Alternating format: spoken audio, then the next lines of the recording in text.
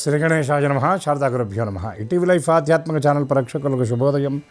శ్రీరస్తు కార్యక్రమానికి శుభస్వాగతం. కార్యక్రమంలో శుభతిథి అంశంలో నేటి పంచాంగ వివరాలు పరిశీలిద్దాం. ఆంగ్ల తేదీ 16వ తేదీ 2వ నెల 2026 సంవత్సరం సోమవారం. స్వస్తి శ్రీ చాంద్రమాన శ్రీ విశ్వావసనామ సంవత్సరం ఉత్తరాయణం శిశిర ఋతువు మాఘమాసం కృష్ణపక్షం చతుర్దశి తిథి సాయంత్రం 5:26 వరకు. అనంతరం అమావాస్య. శ్రవణ నక్షత్రం రాత్రి 8:58 వరకు. అనంతరం ధనిష్ఠా నక్షత్రం. వర్యాన్ యోగం రాత్రి 2:19 వరకు. అనంతరం పరీఖ యోగం. శకునికరణం సాయంత్రం 5:26 వరకు. అనంతరం చతుష్పాత్కరణం. అమృత ఘడియలు ఉదయం 10:01 నుండి 11:42 వరకు. నేటి దుర్ముహూర్తం మధ్యాహ్నం 12:50 నుండి 1:36 వరకు. తిరిగి దుర్ముహూర్తం మధ్యాహ్నం 3:08 నుండి 3:55 వరకు. నేటి వర్జ్యం రాత్రి 1:06 నుండి 2:45 వరకు. నేటి రాహుకాలం ఉదయం 7:30 నుండి 9 వరకు. నేటి యమగండం ఉదయం 10:30 నుండి 12 వరకు. ఈనాడు తిథివార నక్షత్రాలను అనుసరించి చేయదగిన దేవతాపాసన గురించి విచారించినట్లయితే ఈనాడు సూర్యోదయ తిథి చతుర్దశి, సూర్యాస్తమయ సమయంలో ఉన్నటువంటి తిథి అమావాస్య. చతుర్దశి సోమవారం చాలా విశేషమైనటువంటి కలయిక అని చెప్పవచ్చు. సోమవారం సోమార్థధరుడైనటువంటి శంకరుడికి అత్యంత ప్రీతికరమైనటువంటి వారం. దీంతోపాటు కృష్ణ చతుర్దశి పరమేశ్వరుడి యొక్క ఆవిర్భావం జరిగినటువంటి తిథి. అందున మాఘమాసంలో కృష్ణపక్ష చతుర్దశి చాలా విశేషం. ప్రదోష వ్యాపిని అయినటువంటి చతుర్దశిని మహాశివరాత్రి పర్వంగా అందరం జరుపుకుంటాం. నిన్నటి రోజున అందరం కూడా శివానుగ్రహానికి పాత్రులమయ్యాం. అయితే సోమవారం చతుర్దశి కలిసి వచ్చినటువంటి ఈ రోజున కూడా శివారాధన కనుక చేసినట్లయితే విశేషమైన ఫలితాలను మనందరం కూడా పొందగలుగుతాం. అట్లా అదేవిధంగా ఈనాడు మరొక విశేషం ఏమిటంటే ఆంధ్రభోజుడు అనేటటువంటి కీర్తి గడించినటువంటి మహానుభావుడు, ఆ సాహితీ సమరాంగణ సార్వభౌముడు శ్రీకృష్ణదేవరాయని యొక్క జయంతి ఈ రోజున. అటువంటి మహానుభావుని మనందరం కూడా స్మరించవలసినటువంటి ఆవశ్యకత చాలా ఉన్నది. ఎందుకంటే తెలుగదేయుల ఎన్న దేశంబు తెలుగు, నేను తెలుగు వల్లభుండ తెలుగు ఒకండ అని ఈ దేశ భాషలందు తెలుగు లెస్స అని చెప్పినటువంటి మహానుభావుడు ఆయన. తెలుగుని ఎంతో గొప్పగా ఆయన ఆదరించాడు. అష్టదిగ్గజాలు అనేటటువంటి పేర్లతో కవులను పోషించి ఆయన చక్కగా ఆ కవిత్వ వ్యాప్తికై చాలా కృషి చేశాడు ఆయన. అంతేకాకుండా ఆముక్త మాల్యద అనేటటువంటి గొప్ప గ్రంథానికి జాతికి అందించినటువంటి మహానుభావుడు. అటువంటి మహనీయుణ్ణి మనం స్మరించడం మనందరి కర్తవ్యం. శివారాధన విషయాన్ని కనుక వచ్చినట్లయితే చతుర్దశి సోమవారం మేలు కలయిక కాబట్టి ఈనాడు భక్తితో గనక శివారాధన చేసినట్లయితే విశేషమైన ఫలితాలను మనం పొందుతాం. ఈశ్వరుడు ఏమిస్తాడు అన్నారు.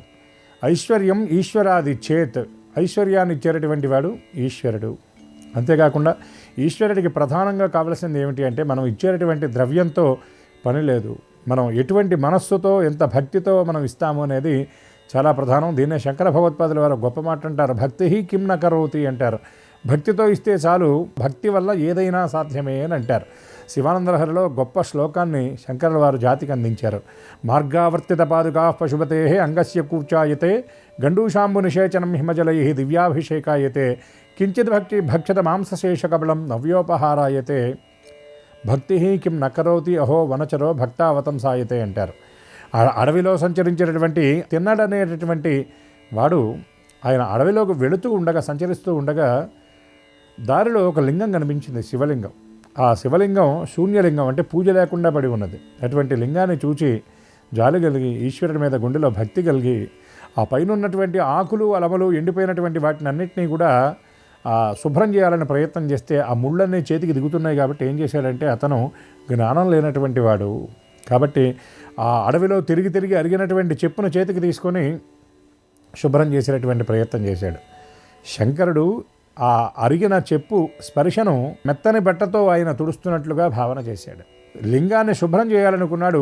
నీళ్లను దూరంగా తెచ్చేటటువంటి క్రమంలో దోషుళ్లతో తెచ్చాడు, దొన్నెలతో తెచ్చాడు. ఇక సరిపోవని భావించి పుకిడితో నీళ్ళని తెచ్చి స్వామికి అభిషేకం చేశాడు. దాన్ని ఆయన దివ్యాభిషేకాయతే సురగంగాభిషేకం చేసినట్లుగా ఆయన భావన చేశాడట. అదేవిధంగా స్వామికి నివేదన చేయాలి. ఏం చేయాలి? ఆటవికుడి దగ్గర ఏముంటుంది? పచ్చి మాంసాన్ని కాల్చి ఆయన నివేదన చేశాడు. ఎట్లా నివేదన చేశాడంటే అది సరిగా కాలిందా లేదా, ఇంటికి వచ్చినటువంటి అతిథికి చక్కని రుచికరమైనటువంటి భోజనం పెట్టడానికి ముందు ఇంట్లో వంట చేసేటటువంటి వాళ్ళు ఏం చేస్తారంటే దేవతా నైవేద్యం అన్నవాళ్ళు నైవేద్యం అయిన తర్వాత రుచి చూస్తారు. కొందరు ఆ నైవేద్య నియమాలు లేనటువంటి వాళ్ళు ముందు కొద్దిగా చేతి మీద వేసుకొని రుచి చూస్తారంటే ఉప్పు సరిపోయిందా లేదా అని. అదేవిధంగా ఈ తిన్నడు కూడా ఏం చేశాడంటే కించిత్ భక్ష్యత మాంసశేషక బలం, ఉడికిందో లేదోనని కొద్దిగా కొరికి చూసినటువంటి ఆ ఎంగిలి మాంసాన్ని నివేదన చేస్తే పరమేశ్వరుడు నవ్యోపభోగాయతే, దివ్యమైనటువంటి పంచభక్ష పరమాణాలతో నివేదన చేసినట్టుగా ఆయన భావన చేశాట. ఇదే మహానుభావుడు, ఇదే తిన్నడు కాలక్రమంలో పరమేశ్వరుడి యొక్క పరీక్షను ఎదుర్కొని కన్నప్ప అనేటటువంటి పేరుతో ఆయన భాషించాడు. కాళహస్తి క్షేత్రంలో ఇది జరిగినట్టుగా మనందరికీ తెలిసినటువంటి విషయమే. మొత్తంగా దీన్ని బట్టి మనం చెప్పుకోవాల్సింది ఏమిటంటే, భక్తి కలిగినటువంటి వాడైతే చాలు, భగవాన్ భక్తిమాన్ అని కూడా మరొక వచనం ఉన్నది. భగవంతుడు భక్తికి వశుడవుతాడు. కాబట్టి పరమేశ్వరుడి యొక్క ఆరాధన భక్తితో కనుక చేసినట్లయితే భవుడు భవసాగరం నుండి మనల్ని దాటించి వేస్తాడు.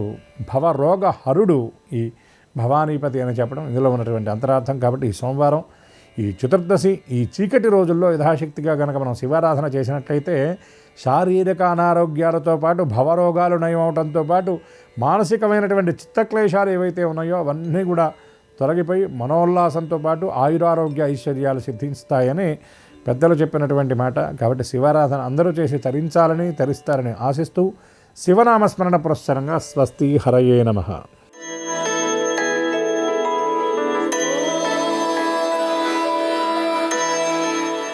ఈటీవీ లైవ్ ప్రేక్షకులకి నమస్కారం. శ్రీరస్తు కార్యక్రమానికి స్వాగతం.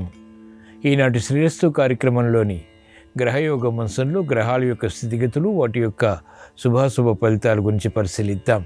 అలాగే ఈరోజు ద్వాదశ రాశుల వారికి అదృష్ట సంఖ్య, అదృష్ట వర్ణం, అనుకూల దిక్కు, అనుకూల దైవం వంటి విశేషాలు తెలుసుకుందాం.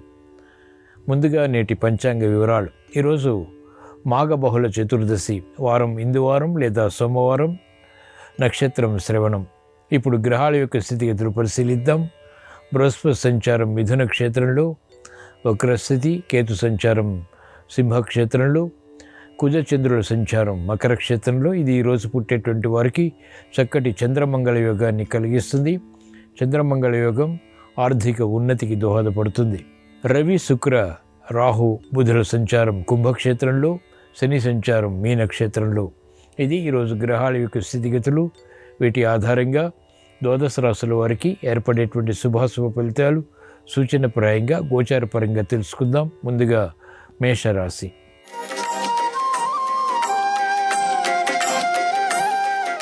ఈరోజు మేషరాశి వారి ఫలితాలని పరిశీలించినట్లయితే శ్రమ అధికంగా ఉన్నప్పటికీ చేపట్టినటువంటి కార్యక్రమాలు అంతిమంగా కలిసి వస్తాయి. మానసిక చిరాకులు నియంత్రించగలుగుతారు. గతంలో కన్నా మెరుగైనటువంటి వాతావరణం ఆర్థికంగా బలాన్ని కలిగిస్తుంది. తత్తరపాటు సంఘటనల్ని నియంత్రించగలుగుతారు. స్థిరమైనటువంటి కార్యాచరణకై చేసేటువంటి ప్రయత్నాలు అంతిమంగా లాభిస్తాయి. శ్రమతో కూడినటువంటి విజయాలు సాధించగలుగుతారు. ఈరోజు మేషరాశి వారి అదృష్ట సంఖ్య 2. ఈరోజు మేషరాశి వారి అదృష్ట వర్ణం తెలుపు, అనుకూల దిక్కు తూర్పు. ఈరోజు మేషరాశి వారు ఈశ్వరుని భక్తి శ్రద్ధలతో పూజించడం ద్వారా మెరుగైనటువంటి అవకాశాలు దక్కుతాయి. వ్యయాన్ని నియంత్రించగలుగుతారు. పునః ప్రయత్నాలు లాభిస్తాయి.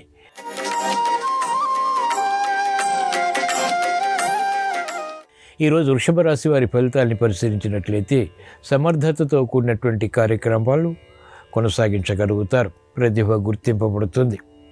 చేపట్టినటువంటి కార్యకలాపాలు కలిసి వస్తాయి. గృహ విషయాలు అనుకూలిస్తాయి. అనుకూల వాతావరణ వృత్తి, వ్యాపార, ఉద్యోగ సంబంధిత కార్యకలాపాల్లో బలాన్ని కలిగిస్తుంది. మానసిక ఉల్లాసం మహిళలు కలిగి ఉంటారు. గతంలో కన్నా మెరుగైనటువంటి వాతావరణం వ్యాపార రంగం వారికి ఆర్థికంగా కలిసి వస్తుంది. చేపట్టినటువంటి కార్యకలాపాలు అన్ని రంగాల వారికి సంతృప్తిని కలిగిస్తాయి. ఈరోజు వృషభ రాశి వారి అదృష్ట సంఖ్య 6. ఈరోజు వృషభ రాశి వారి అదృష్ట వర్ణం తెలుపు, అనుకూల దిక్కు తూర్పు. ఈరోజు వృషభ రాశి వారు శ్రీ వెంకటేశ్వర స్వామిని భక్తి శ్రద్ధలతో పూజించడం ద్వారా, స్మరించడం ద్వారా, దర్శించడం ద్వారా మెరుగైనటువంటి అవకాశాలు చేజిక్కించుకోగలుగుతారు.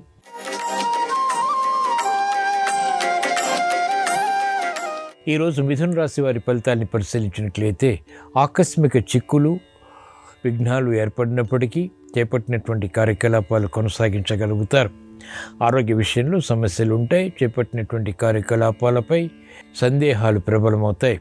స్థిరమైనటువంటి కార్యాచరణ కొనసాగించలేకపోతారు.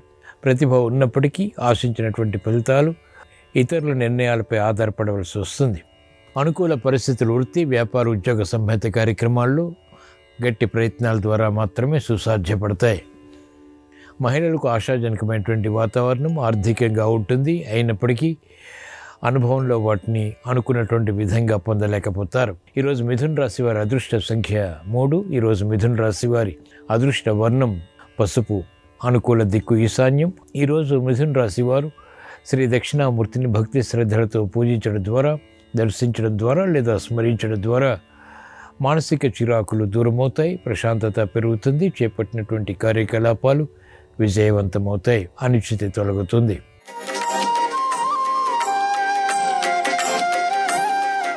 ఈరోజు కర్కాటక రాశి వారి ఫలితాల్ని పరిశీలించినట్లయితే ప్రయాణాల విషయంలో జాగ్రత్తలు పాటించాలి.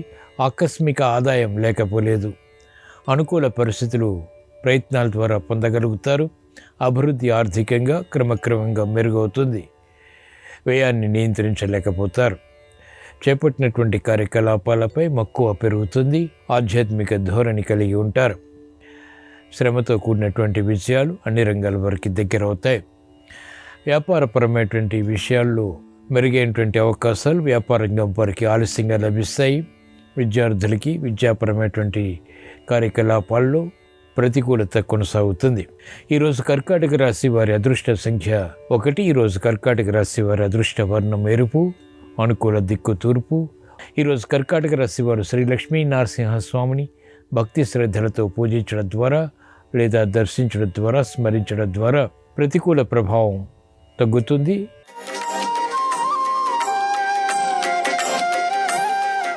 ఈరోజు సింహరాశి వారి ఫలితాన్ని పరిశీలించినట్లయితే ధైర్యంతో కూడినటువంటి కార్యక్రమాలు కొనసాగించగలుగుతారు.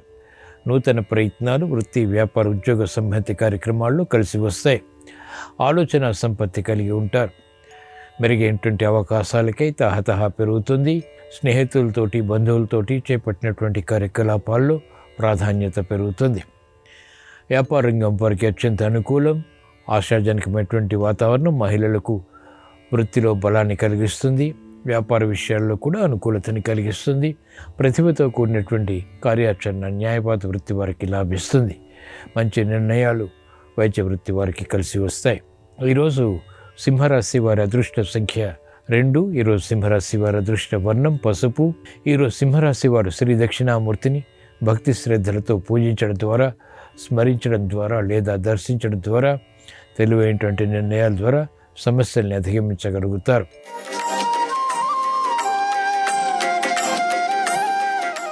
ఈరోజు కన్యారాశి వారి ఫలితాన్ని పరిశీలించినట్లయితే ఆర్థిక వ్యవహారాల్లో ఆసక్తికరమైనటువంటి అంశాలు చోటు చేసుకుంటాయి.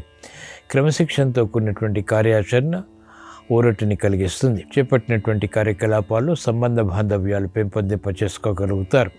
విఘ్నాలు ఉన్నప్పటికీ, శ్రమ ఉన్నప్పటికీ ఆశించినటువంటి ప్రయోజనాలు ఆలస్యంగానైనా పొందగలుగుతారు. శత్రువులపై విజృంభించగలుగుతారు. కోర్టు వ్యవహారాలు కలిసి వస్తాయి. నూతన విధి విధానాలతో కూడినటువంటి కార్యాచరణ న్యాయవాద వృత్తి వారికి కలిసి వస్తుంది. ప్రశంసల్ని పొందగలుగుతారు. ఈరోజు కన్యారాశి వారి అదృష్ట సంఖ్య 5. ఈరోజు కన్యారాశి వారి అదృష్ట వర్ణం ఆకుపచ్చ. అనుకూల దిక్కు ఉత్తరం. ఈరోజు కన్యారాశి వారు శ్రీ లక్ష్మీ నరసింహస్వామిని భక్తి శ్రద్ధలతో పూజించడం ద్వారా మెరుగైనటువంటి అవకాశాలు చేజిక్కించుకోగలుగుతారు.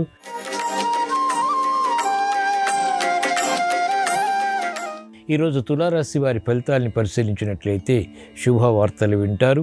శుభ సంఘటనలు వృత్తి, వ్యాపార, ఉద్యోగ సంబంధిత కార్యకలాపాల్లో బలాన్ని కలిగిస్తాయి. చిరునవ్వు సంఘటనలతో కూడినటువంటి కార్యాచరణ వ్యాపార రంగం వారు కొనసాగించగలుగుతారు. విద్యార్థులకి ప్రతిభ గుర్తింపబడుతుంది. మహిళలకు ఆర్థిక విషయాలు కలిసి వస్తాయి. ఆరోగ్య పరిస్థితి అనుకూలతని పెంచుతుంది. కార్యక్రమ నిర్వహణలో నైపుణ్యం క్రీడారంగం వారు ప్రదర్శించగలుగుతారు. క్రమశిక్షణతో కూడినటువంటి కార్యకలాపాలు, లాభదాయకమైనటువంటి కార్యకలాపాలు వ్యవసాయ రంగం వారికి ప్రోత్సాహాన్ని పెంచుతాయి. అనుకూల పరిస్థితులు వైద్య వృత్తి వారికి లాభిస్తాయి. ఈరోజు తులారాశి వారి అదృష్ట సంఖ్య 9. ఈరోజు తులారాశి వారి అదృష్ట వర్ణం ఎరుపు. అనుకూల దిక్కు దక్షిణం. ఈరోజు తులారాశి వారు ఈశ్వరుణ్ణి భక్తి శ్రద్ధలతో పూజించడం ద్వారా, దర్శించడం ద్వారా, అభిషేకాది కార్యక్రమాలు నిర్వహించడం ద్వారా శుభ పరిణామాలు వేగవంతమవుతాయి. చేపట్టినటువంటి కార్యకలాపాలు సంతృప్తిని కలిగిస్తాయి.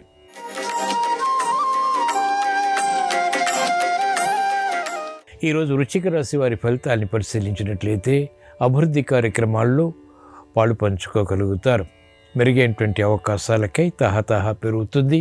విఘ్నాలు ఏర్పడినప్పటికీ, అవమానకర సంఘటనలు ఉన్నప్పటికీ అనుకూలంగా మరల్చుకునేటువంటి ప్రయత్నాలు కలిసి వస్తాయి. జీవితంలో ఎదురయ్యేటువంటి సమస్యలను అధిగమించాలనేటువంటి తపన పెరుగుతుంది, ఏకాగ్రత పెరుగుతుంది, పట్టుదల పెరుగుతుంది. క్రమశిక్షణతో కార్యకలాపాలు నిర్వహించడం ద్వారా విఘ్నాలని, జాప్యాలని అధిగమించి అంతిమ విజయాలు సాధించగలుగుతారు. మంచి అవకాశాలు వ్యవసాయ రంగం వారు కూడా పొందగలుగుతారు. ఈరోజు వృశ్చిక రాశి వారి అదృష్ట సంఖ్య 6. ఈరోజు వృశ్చిక రాశి వారి అదృష్ట వర్ణం పసుపు, అనుకూల దిక్కు ఈశాన్యం. ఈరోజు వృశ్చిక రాశి వారు శ్రీ దక్షిణామూర్తిని భక్తి శ్రద్ధలతో పూజించడం ద్వారా, దర్శించడం ద్వారా లేదా స్మరించడం ద్వారా, అష్టమ బృహస్పతి ద్వారా, ఇతర గ్రహ ప్రతికూలత ద్వారా ఏర్పడేటువంటి ప్రతిబంధకాలు తొలగిపోతాయి. సునాయాస విజయాలు సాధించగలుగుతారు.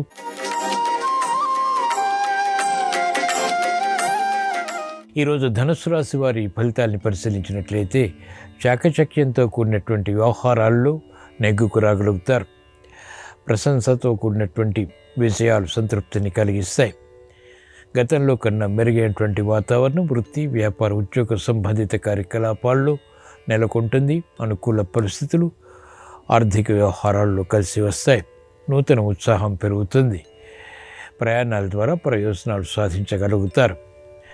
మంచి అవకాశాలు వ్యాపార రంగం వారికి ఆర్థికంగా లభిస్తాయి. అనుకూల పరిస్థితులు విద్యార్థులకి శోభను కలిగిస్తాయి. ఈరోజు ధనుసు రాశి వారి అదృష్ట సంఖ్య 9. ఈరోజు ధనుసు రాశి వారి అదృష్ట వర్ణం తెలుపు, అనుకూల దిక్కు తూర్పు.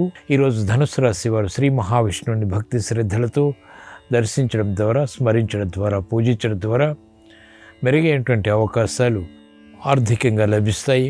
అనుకూల పరిస్థితులు వేగవంతంగా పొందగలుగుతారు.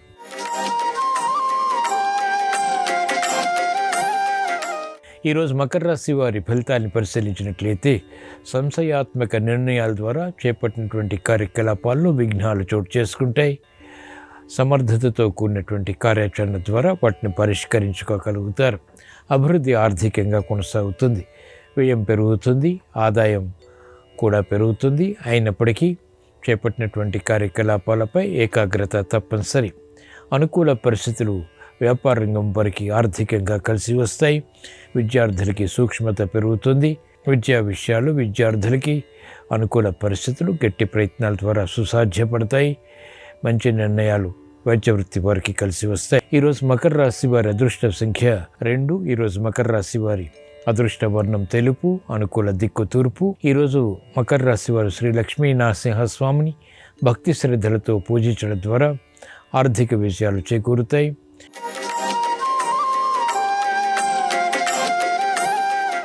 ఈరోజు కుంభరాశి వారి ఫలితాన్ని పరిశీలించినట్లయితే ఆరోగ్య విషయాల్లో ఖర్చులు పెరుగుతాయి. అనిశ్చిత పరిస్థితులు ఆర్థికంగా కూడా కొనసాగుతాయి. నిర్ణయాలు త్వరితగతిన తీసుకోలేకపోతారు. ముందు నుయ్యి వెనుక గొయ్యి వంటి పరిస్థితులు ఉన్నప్పటికీ చాకచక్యంగా వ్యవహరించి వాటిని అధిగమించగలుగుతారు. ప్రయాణాల విషయంలో జాగ్రత్తలు పాటించాలి. అనారోగ్య విషయాల్లో అశ్రద్ధ పనికిరాదు. కార్యక్రమ నిర్వహణలో నైపుణ్యం తప్పనిసరి. ఈరోజు కుంభరాశి వారి అదృష్ట సంఖ్య 1. ఈరోజు కుంభరాశి వారి అదృష్ట వర్ణం మెరుపు, అనుకూల దిక్కు తూర్పు. ఈరోజు కుంభరాశి వారు ఈశ్వరుణ్ణి భక్తి శ్రద్ధలతో పూజించడం ద్వారా, అభిషేకాది కార్యక్రమాలు నిర్వహించడం ద్వారా అభివృద్ధి గోచరిస్తుంది.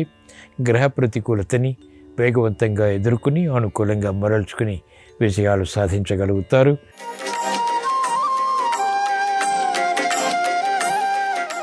ఈరోజు మీన రాశి వారి ఫలితాన్ని పరిశీలించినట్లయితే ఆర్థిక చింతన పెరుగుతుంది. సునాయాస విజయాలు కూడా సాధించగలుగుతారు. శ్రమ ఉన్నప్పటికీ, చేపట్టినటువంటి కార్యకలాపాల్లో విఘ్నాలు చోటు చేసుకున్నప్పటికీ సమర్థతతో వాటిని ఎదుర్కోగలుగుతారు. ప్రతిభ గుర్తింపబడుతుంది. సునాయాస విజయాలు మహిళలకు ఆనందానికి దారితీస్తాయి. పట్టుదలతో కూడినటువంటి కార్యక్రమాలు ఆర్థిక పరంగా వ్యాపార రంగం వారికి లాభిస్తాయి. భాగస్వాములతో మైత్రి కొనసాగుతుంది. చేపట్టినటువంటి కార్యకలాపాలపై విశ్వాసాన్ని పెంపొందింపచేసుకోగలుగుతారు. ఈరోజు మీన రాశి వారి అదృష్ట సంఖ్య 2.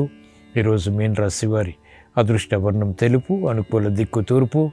ఈరోజు మీన రాశి వారు శ్రీ వెంకటేశ్వర స్వామిని భక్తి శ్రద్ధలతో పూజించడం ద్వారా దర్శించడం ద్వారా, ఏలినాటి శని ద్వారా, ఇతర గ్రహ ప్రతికూలత ద్వారా, అర్ధాష్టమ బృహస్పతి ద్వారా ఏర్పడేటువంటి శారీరక శ్రమని, మానసిక చిరాకుల్ని అధిగమించగలుగుతారు. స్థిరత్వం పెరుగుతుంది. చేపట్టినటువంటి కార్యకలాపాలు కలిసి వస్తాయి. ఇవి ఈరోజు ద్వాదశ రాశుల వారికి ఏర్పడేటువంటి శుభాశుభ ఫలితాలు. ద్వాదశ రాశుల వారికి ఆర్థిక సంబంధిత లావాదేవీలు కలిసి రావాలని, ఆరోగ్య విషయాలు అనుకూలించాలని, కుటుంబ వ్యవహారాల్లో ఆశించినటువంటి ప్రయోజనాలు సాధించాలని సోమవారం సందర్భంగా ఈశ్వరుణ్ణి స్మరిస్తూ ప్రార్థిస్తూ స్వస్తి.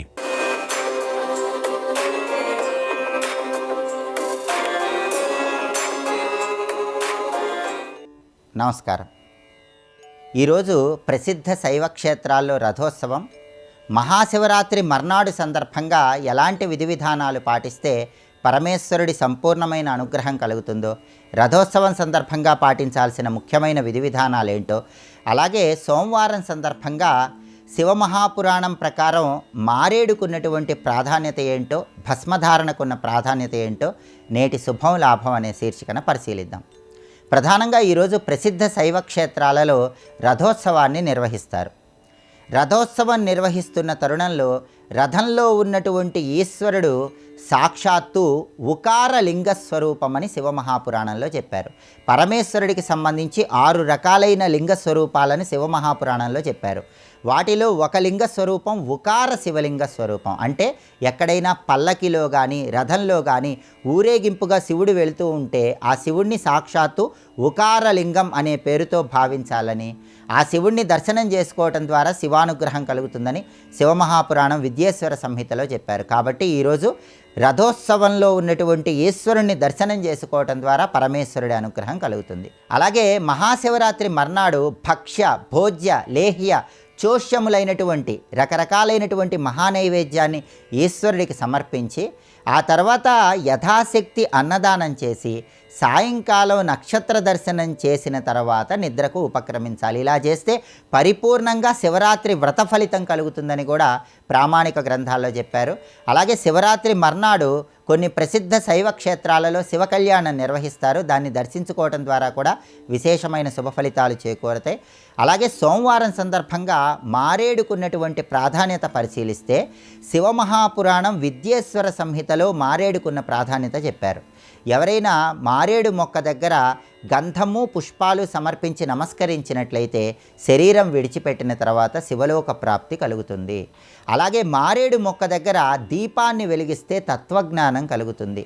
మారేడు మొక్క దగ్గర ఎవరైతే కార్తీక మాసంలో కానీ మాఘమాసంలో కానీ మాస శివరాత్రి రోజు కానీ ఆవు నెయ్యితో దీపారాధన చేస్తారో వాళ్ళు ఈ జన్మలోనే శరీరం విడిచిపెట్టిన తర్వాత శివలోకం సిద్ధిస్తుందని శివపురాణం విద్యేశ్వర సంహితలో చెప్పారు.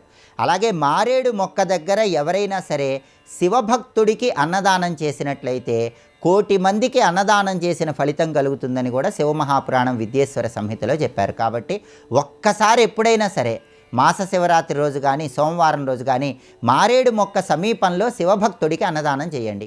1,000,000 మందికి అన్నదానం చేసిన విశేషమైన ఫలితం పొందండి. అలాగే ఆర్థిక ఇబ్బందులు ఎక్కువగా ఉన్నవాళ్ళు పాలతో చేసిన పాయసాన్ని మారేడు మొక్క సమీపంలో ఎవరికైనా ఇచ్చినట్లయితే తీవ్రమైన ఆర్థిక ఇబ్బందుల నుంచి సులభంగా బయటపడవచ్చని కూడా శివమహాపురాణం విద్యేశ్వర సంహితలో చెప్పారు. కాబట్టి మారేడు మొక్కకు అంతటి ప్రాధాన్యత ఉంది. అలాగే శివ ప్రీతికరమైనటువంటి భస్మానికి ఉన్న ప్రాధాన్యత కూడా శివమహాపురాణంలో చెప్పారు. భస్మం అనేది 3 రకాలుగా ఉంటుంది: శ్రౌతము, స్మార్తము, లౌకికము. శ్రౌత భస్మము అంటే ఏంటంటే వేద మంత్రాలతో గోమయాన్ని మండించినప్పుడు వచ్చే భస్మాన్ని శ్రౌత భస్మము అంటారు.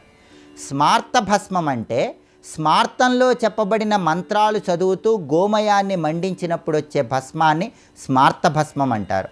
లౌకిక భస్మము అంటే ఏ మంత్రాలు చదవకుండా కేవలం గోమయాన్ని మండించినప్పుడు వచ్చే భస్మాన్ని లౌకిక భస్మము అంటారు. అన్నిటికంటే శ్రౌత భస్మం గొప్పది, ఆ తర్వాత స్మార్త భస్మం గొప్పది. అది లభించినప్పుడు లౌకిక భస్మాన్ని ధారణ చేయాలి. భస్మాన్ని రకరకాలైనటువంటి పదార్థాలతో తయారు చేస్తారు, కానీ అన్నిటికంటే గొప్ప భస్మం ఏది అంటే శివమహాపురాణం విద్యేశ్వర సంహితలో ఏం చెప్పారంటే గోమయాన్ని మండించినప్పుడు వచ్చే భస్మమే అన్నిటికంటే గొప్ప భస్మము. గోమయాన్ని మండించినప్పుడు దాని నుంచి భస్మం తీసి ఆ భస్మాన్ని ధరించినట్లయితే అగ్ని అన్నింటినీ దహించినట్టు ఆ భస్మధారణ సర్వ పాపాలను దహించి వేస్తుంది. అలాగే ఎప్పుడైనా పుణ్యక్షేత్రాలకు వెళ్ళినప్పుడు పుణ్యనదుల్లో స్నానం చేసేటప్పుడు భస్మధారణ చేయకుండా తీర్థస్నానం చేస్తే ఆ తీర్థస్నానం ఎటువంటి సత్ఫలితాలను కలిగించదు అని శివమహాపురాణం విద్యేశ్వర సంహితలో ప్రామాణికంగా చెప్పారు. కాబట్టి ఎప్పుడు ఎక్కడ ఏ పుణ్యతీర్థంలో స్నానం చేస్తున్నా సరే ముందు భస్మధారణ చేసి తీర్థస్నానం చేయాలి. అప్పుడే ఆ తీర్థస్నానం విశేషమైన శుభ ఫలితాలను కలిగింపజేస్తుంది.